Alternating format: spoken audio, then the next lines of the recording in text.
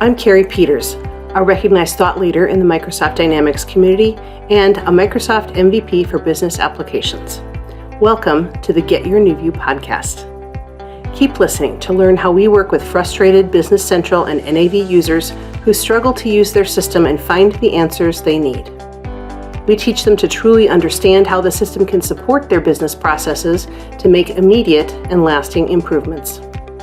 As a result, they get more done in less time, make better business decisions, and even love their system. In this season of the Get Your New View podcast, we will be talking with you all about training. This week we're talking about common training mistakes that you can avoid. We've talked about a lot of things that are not the best practice to use with training as we've gone through this particular season. But I wanted to focus in on 4 of these that are ones that we see again and again that should be easy to avoid. So the first key mistake that I see that companies are doing with training is they are having their teams engage in going through all video online.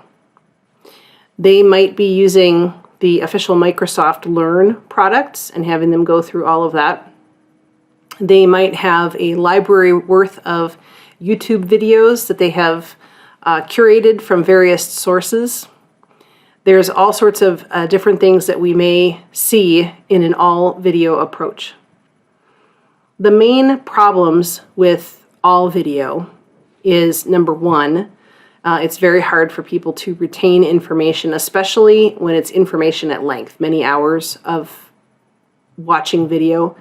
People very commonly do not retain the majority of that information. There's no engagement or hands-on element for that type of thing. The other thing is that it doesn't necessarily allow for the level of interaction that most corporate students require to get their questions answered. People always want to apply their own business process to the training and often can't get that. And that's the third reason why all video is sometimes one of the worst options to choose, because most of the videos are shot to be generic in nature, that they're trying to apply to most situations instead of your specific situation. So that's one that I think that I see a lot of companies doing and then engaging in an additional training effort after the fact, because their people have not learned what was necessary to do well with their jobs. Another approach that I see where companies are really struggle with is that they train too early, or more importantly, that they only train once and they train too early. So a lot of companies might train very early on where they might do super user training and they don't incorporate that training later on, or they don't repeat it. Or maybe they'll do their training 3 or 4 months before the go live date. That's too much time between the time that people have received the training and the time that they're hands-on with the software. Again, this is a retention problem. Since they don't get a chance to practice it, they can't hang on to that information. Now, one way to mitigate that is to have progressive testing and practice sessions between then.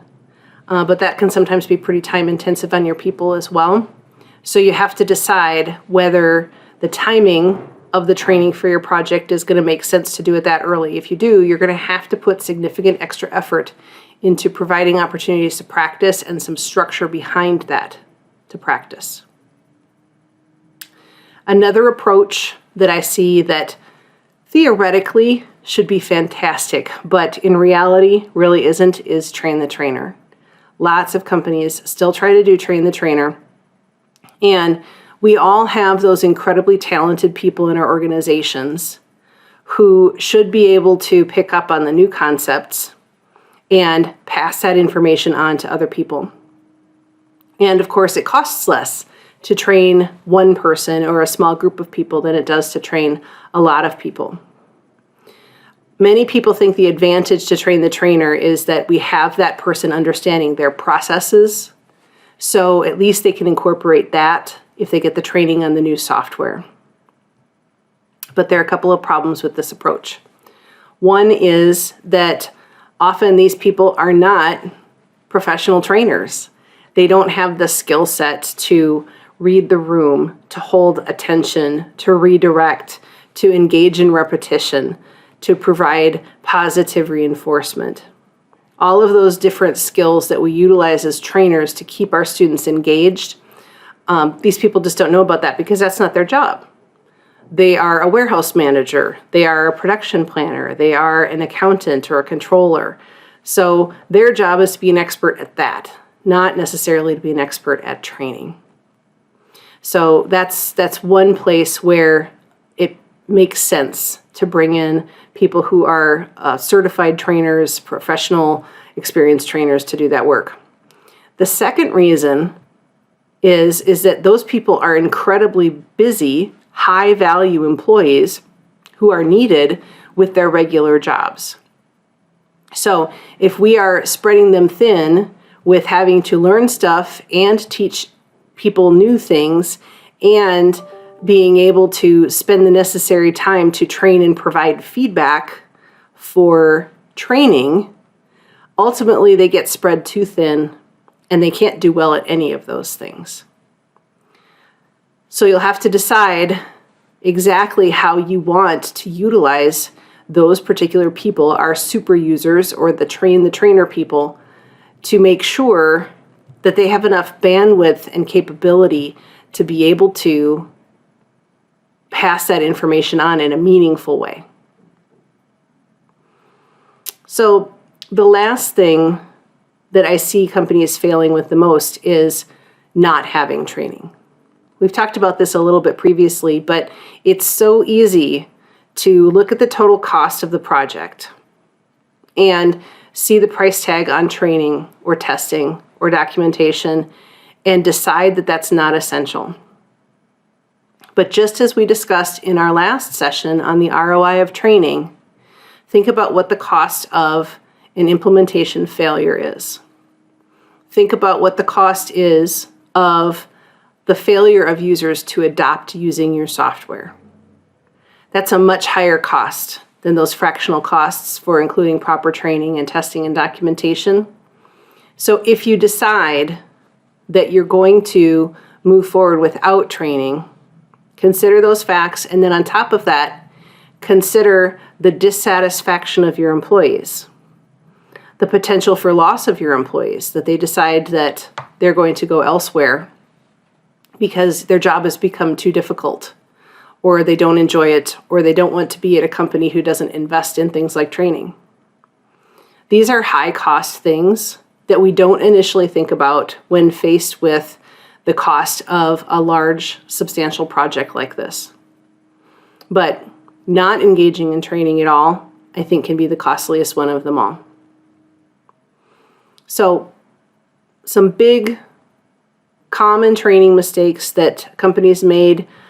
I want to make sure that you understand the risks of those and how you can make some other choices. We've talked about a lot of those other choices in our other episodes, but in our upcoming next episodes, you're going to hear about some customer success stories from my coworkers and teammates, and we're going to share how some of those customers have done a really great job with their training and the things that they've learned. Your action item for this week: think about some of the training mistakes your company has made in the past. Every company has made them. How can you avoid repeating them in the future? We'll see you in the next week for a customer success story. I'm Kerry Peters. Thank you for tuning in to the Get Your New View podcast. For more episodes like this on YouTube, click the subscribe button and ring the bell to ensure that you get notified whenever new content comes out. If you're listening to the audio podcast, please share an honest review on Apple Podcasts. If you are ready to rethink today for tomorrow, look for the link below and contact us to speak with our expert team. You won't find the level of no-nonsense, real-world experience we offer anywhere else, and we're here to put that experience to work for you. Do you think you could use more features of your software if you just knew how? Are you frustrated with inefficiency that never seems to get better? Did your team ever really get good training to understand how to use your business software? Do you suspect that there just has to be a better way, but you don't know what that is? We believe every company can benefit from increased efficiency and higher utilization of their software, and that it's possible to have fun while learning exactly how to do that. The experts at NewView Strategies work with frustrated Business Central and NAV users who struggle to use their system and find the answers they need.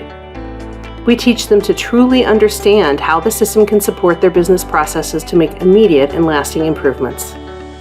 As a result, they get more done in less time, make better business decisions, and even love their system. Please contact us at getyournewview.com to get started.